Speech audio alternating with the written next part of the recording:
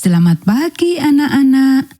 Kita akan belajar firman Tuhan melalui buku renungan pagi anak, Identitas. Hari ini tanggal 21 Agustus, judul renungan kita, Sesuatu yang Baik. Mari kita awali dengan doa. Bapa di surga, kami akan belajar firman Tuhan. Tolong kami supaya kami dapat memahami firman Tuhan. Dalam nama Tuhan Yesus kami berdoa.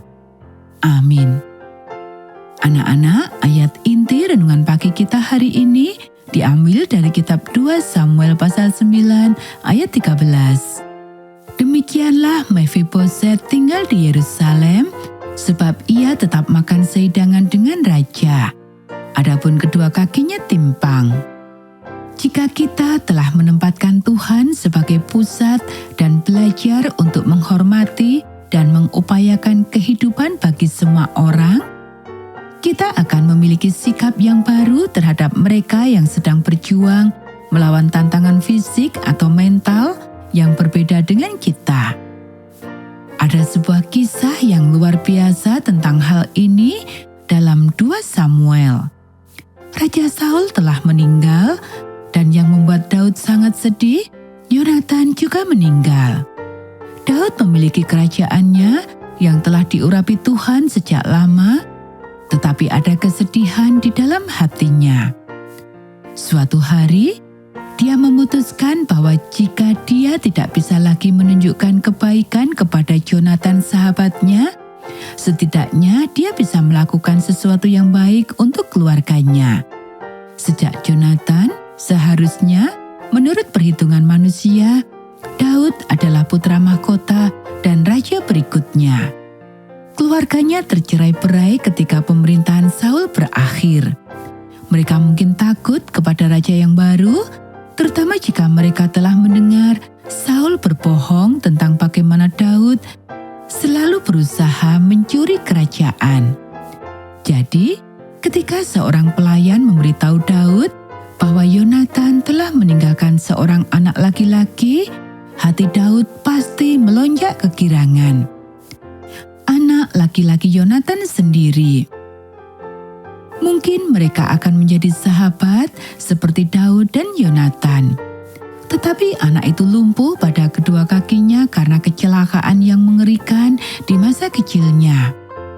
Pada masa itu, bahkan mungkin lebih dari sekarang, kekuatan dan kebugaran dikagumi dan kecacatan dalam bentuk apapun dipandang rendah.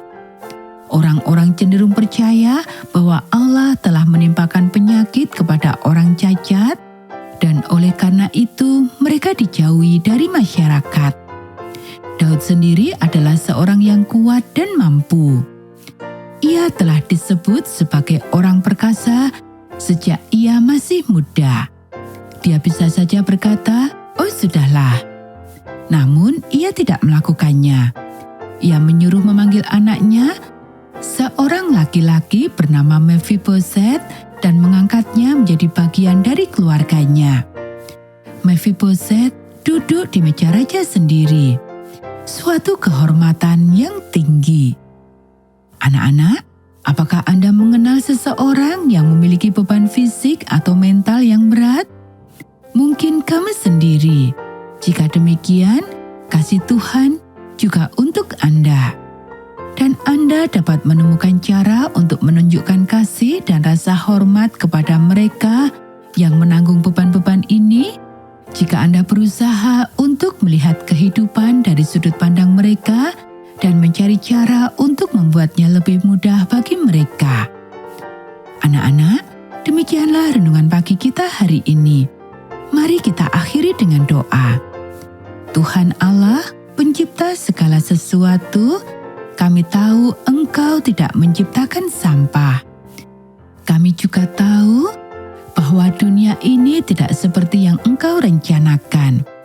Sementara kami menunggu Engkau membuat segala sesuatu menjadi benar dan baru, tunjukkanlah kepada saya bagaimana membagikan kasih dan rasa hormat-Mu kepada mereka yang menghadapi kehidupan yang berbeda dengan saya. Tolonglah saya untuk melihat segala sesuatu dari sudut pandang mereka dan bekerja untuk membuat segala sesuatu menjadi adil dan dapat diakses oleh semua orang.